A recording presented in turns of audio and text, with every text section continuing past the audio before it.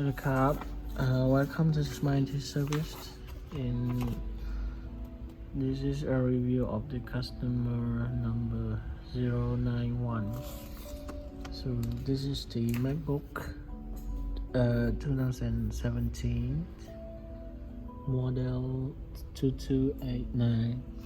So the problem customer sent us is doesn't boot to 20 volts, stuck at the 5 volt, it's not able to turn on.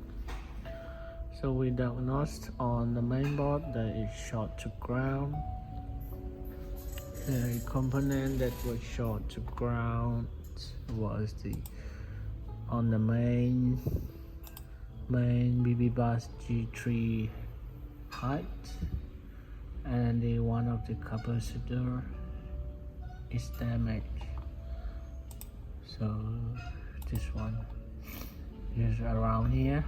And we replaced the capacitor, and now it's able to turn on just normal. So if you have the MacBook that's not able to turn on, we can fix your MacBook. So feel free to reach out anytime at this Smiley Service. Gonna see you on the next video. Bye bye.